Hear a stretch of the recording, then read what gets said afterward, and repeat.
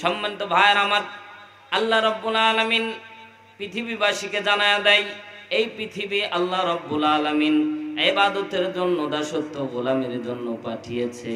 শুধু তাই নয়, এই দাসত্ব গোলামি করার মাধ্যমে আল্লাহ রাব্বুল আলামিন বান্দার আমলনামা দেখার পরে এই বান্দা কি আমল করলো, ভালো কিংবা খারাপ, বান্দা আল্লাহর দাসত্ব গোলামি করলো কিনা আল্লাহ রাব্বুল আলামিন এটা দেখার জন্য আল্লাহ সুবহানাহু ওয়া তাআলা পৃথিবীর জন্য মানুষ জাতি আমল করার পর কিয়ামতের দিন আল্লাহ রাব্বুল আলামিন ভালো এবং খারাপ আমলের জন্য আল্লাহ দুইটা জায়গা নির্ধারণ করেছে। চিল্লায়া বলেন কয়টা? আরো জোরে। দুইটা, একটা জান্নাত, একটা আর দ্বিতীয় নাম্বার জাহান্নাম। ভালো কাজ করলে জান্নাত, খারাপ কাজ করলে, জোরে বলেন, ভালো কাজ করলে জান্নাত, খারাপ কাজ করলে জাহান্নাম। আল্লাহ রাব্বুল আলামিন সূরা মুলকের 2 নম্বর আয়াতে সুন্দর করে জানায়া দেয়, আল্লাযী খালাকাল মাউতা ওয়াল হায়াতা লিয়াবলুয়াকুম আইয়ুকুম আহসানু আমালা। জোরে বলেন আল্লাহু আকবার।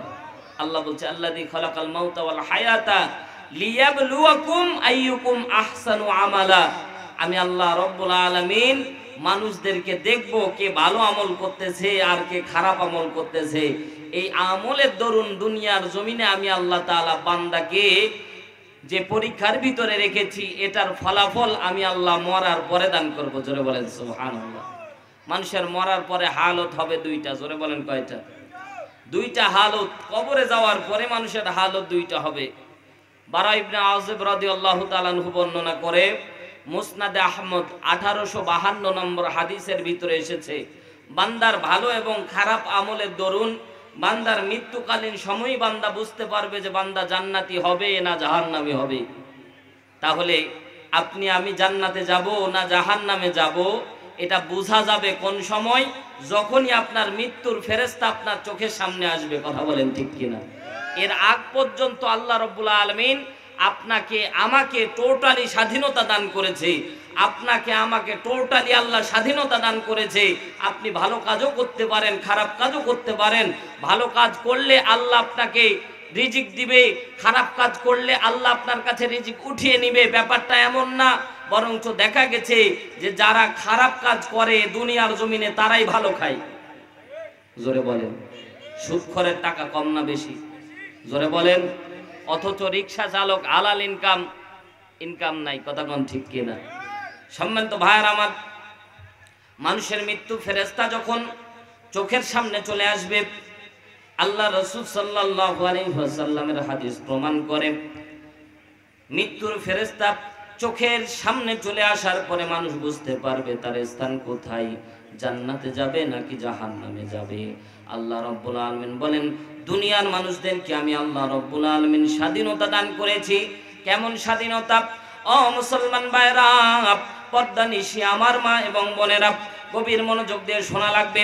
স্বাধীনতা আল্লাহ এমন ভাবে দান করলেন, ভালো কাজও করতে পারেন, খারাপ কাজও করতে পারেন। দুনিয়ার জিন্দেগিতে আপনি ভালো কাজ করলেও আল্লাহ রাব্বুল আলামিন আপনাকে রিজিক দান করবে, খারাপ কাজ করলেও আল্লাহ আপনাকে রিজিক দান করবে। রিজিক থেকে আল্লাহ বঞ্চিত করবে না। কিন্তু মরার পরে ভালো বান্দার জন্য আল্লাহ জান্নাত রেডি করে রেখে দিয়েছে, আর খারাপ আমলকারীর জন্য আল্লাহ জাহান্নামের অংশ রেডি করে রেখেছে। কথা বলেন ঠিক কিনা? জান্নাতে যেতে চাই কি চাই না? জোরে বলেন, চাই কি চাই না? ইনশাআল্লাহ কবুল করুন, বলেন আমিন।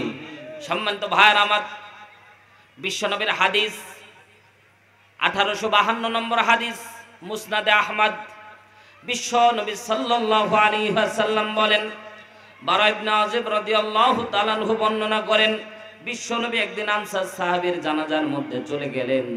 যাওয়ার পরে যাওয়ার রাস্তা দিয়ে যখন যাচ্ছিলেন, এক আনসার সাহাবীর জানাজায় যাওয়ার আগে যখন রাস্তা দিয়ে যাচ্ছিলেন, প্রতিমধ্যে বাড়িতে যাওয়ার আগেই বিশ্বনবী খেয়াল করে দেখলেন একটা কবর খনন করা হচ্ছে।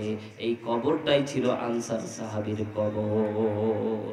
অনেক সময় আমরা খেয়াল করে দেখি যে আমরা কোনো মৃত্যু ব্যক্তির বাড়িতে যাওয়ার আগে কবরস্থান আগে পেয়ে যাই। এরকম হয় কি হয় না? বিশ্বনবীর এমন হালত তৈরি হল, বিশ্বনবীর সামনের দিকে আগালেন না। আল্লাহ নবী সাল্লাল্লাহু আলাইহি ওয়াসাল্লাম